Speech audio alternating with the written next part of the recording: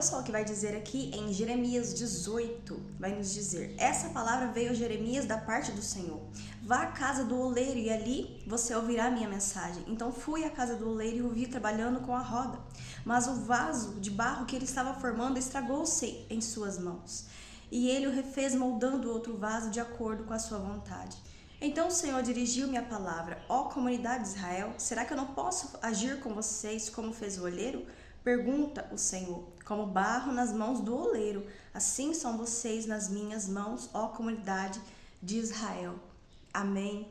Irmãos, nós vemos aqui que o Senhor dá uma ordem a Jeremias para ele se levantar e descer à casa do oleiro, porque ali ele iria passar a mensagem a Jeremias. E ali Jeremias vê o oleiro trabalhando, formando um vaso de barro. E ali naquele processo de fazer um vaso, irmãos, acaba ocorrendo um erro, né? Tem muita chance do vaso tá ali pronto, tá modelado, feitinho, bonitinho, só que ali o vaso pode se rachar, o vaso pode se quebrar, o vaso pode cair no chão. E ali o oleiro, ele tem que novamente pegar aquele barro, amassar e fazer novamente aquele vaso.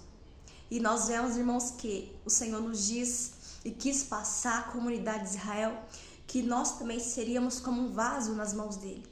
Porque tem momentos na nossa caminhada em que a gente aceita Jesus e que a gente está caminhando, a gente está bem, e em algum certo momento a gente tem algumas quebras, algumas quedas. A gente acaba caindo em qualquer momento da nossa vida. E a palavra do Senhor vai nos dizer, irmãos, que nós estamos sujeitos a cair. Aquele que julga estar firme, cuide para que não caia. E todos nós estamos sujeitos a cair. Mas nos apegamos no Senhor, no Espírito Santo, nós seguiríamos firmes até a corrida da fé, até o fim da nossa caminhada. E aqui, irmãos, nós vemos que o vaso, ele se quebra, e ali o oleiro torna a fazer aquele vaso. E assim somos nós nas mãos do Senhor. Ele nos refaz. Nós vemos que aqui o oleiro, ele não descarta, né, o barro. E nós vemos que essa passagem é muito conhecida. Muitos dizem ali e falam que o oleiro não descarta o vaso quebrado. E isso realmente é verdade, meus irmãos. Porque o Senhor, ele nos vê com os olhos totalmente diferentes dos olhos humanos, dos olhos carnais. Ele nos enxerga além da nossa vista, além da nossa ótica, além da nossa visão espiritual. Ele nos enxerga além, o ângulo que o Senhor nos enxerga é totalmente diferente. E ele não nos enxerga a gente agora no nosso momento, no nosso agora, na nossa situação de agora, na nossa vida espiritual agora, não. Ele nos enxerga muito além, ele nos enxerga à frente, no nosso futuro, exercendo aquilo que ele nos chamou, fazendo aquilo que ele nos chamou, obedecendo a ele. Então, ele conhece o nosso começo, o nosso meio e o nosso fim. E é por isso que ele não nos descarta, porque ele não nos enxerga agora. Às vezes o homem pode nos olhar agora e te julgar, me julgar pelo nosso agora. Mas o Senhor nos olha totalmente diferente. Assim como Samuel vai escolher o rei de Israel ali na casa de Jessé, e ele olha pela aparência, porque nós humanos, nós temos essa mania de olhar pela aparência, de julgar pela aparência, de julgar pelo momento, pelo aquilo que você faz, o que você não faz, o que você tem, o que você não tem. Então ali Samuel julgou pela aparência. Ele achou que o Senhor iria escolher o mais forte, o mais alto, o mais bonito, mas não. Porque o rei era pequeno, mais desprezado, o rei estava ali no pasto, cuidando das ovelhinhas. E assim como Samuel errou, e foi um grande homem de Deus, nós também erramos ao julgar pela aparência. E nós vemos que o Senhor não olha pela aparência. E irmãos, às vezes nós estamos firmes na caminhada, e ali você acaba caindo.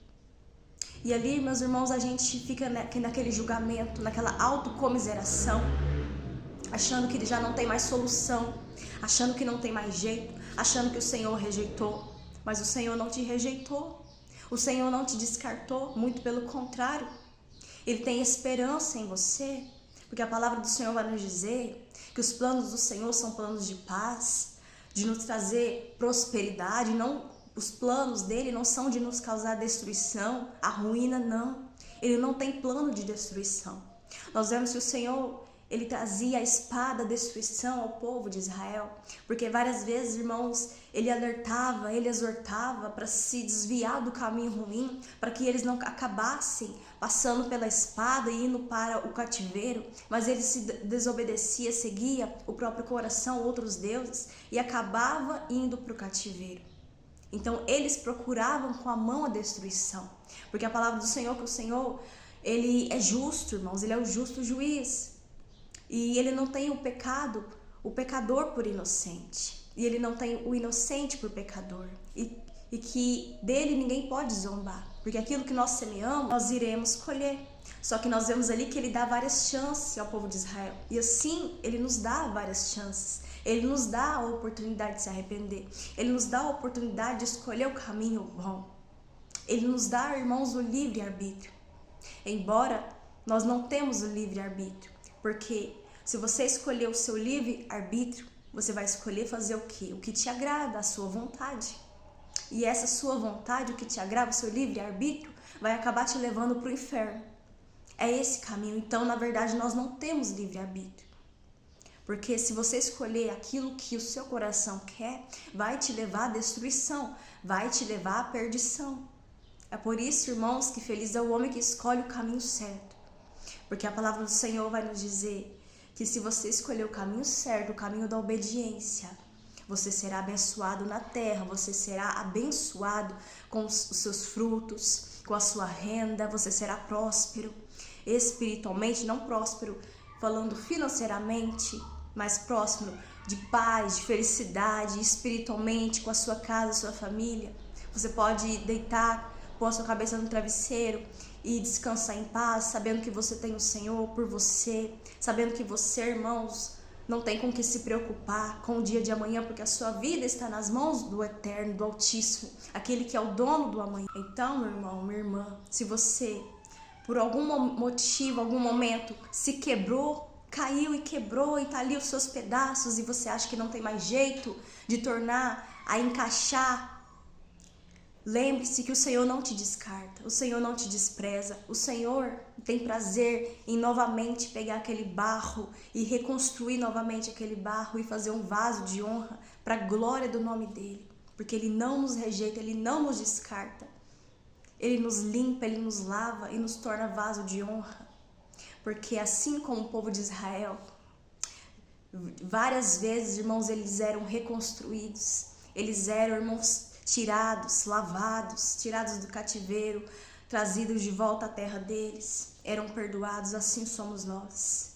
Então, o Espírito Santo nos convida hoje a se voltar à presença, a escolher fazer o que é certo, e mesmo que você caiu, você se quebrou, lembre-se que você pode novamente se levantar, porque Ele te dá essa opção de se levantar, Ele te dá a chance de se levantar. E aquele que te acusa é Satanás, aquele que te acusa que não tem mais jeito para você, e nós não devemos dar ouvido à voz do inimigo, porque é isso que ele quer, que a gente fica naquela autocomiseração, com pena de nós mesmos. E lembre-se que quando você cai, você se quebra, você não deve correr da presença, muito pelo contrário, você deve correr para a presença, se esconder na presença, porque lá é o melhor lugar, lá é o lugar seguro. E o maior erro, irmãos, de nós seres humanos é quando a gente peca, a gente cai e a gente começa a correr da presença. Assim como Adão e Eva fez quando eles pecaram comendo fruto, ali eles se esconderam do Senhor. O Senhor foi atrás deles e eles escutaram o passo e eles correram. E nós não devemos agir dessa maneira. Muito pelo contrário, caiu, errou, corre para a presença o mais rápido possível, se levante, busque força, peça ajuda ao Espírito Santo que Ele vai te levantar, Ele vai segurar na sua mão e vai te ajudar a caminhar até o fim. Mas nós não podemos correr e se apartar da presença do Senhor, porque longe da presença dEle, irmãos, é um grande perigo, porque o inimigo nos pega, ele nos ataca e ele vai nos vencer, ele vai sobressair sobre nós, se a gente se apartar da presença, e é isso que ele quer, nos afastar da presença do Senhor.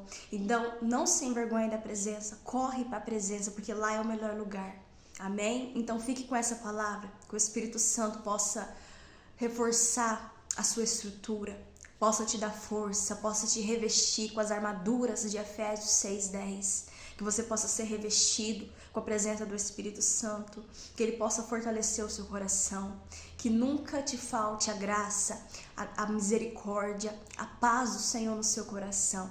Amém? Fiquem todos na paz do Senhor.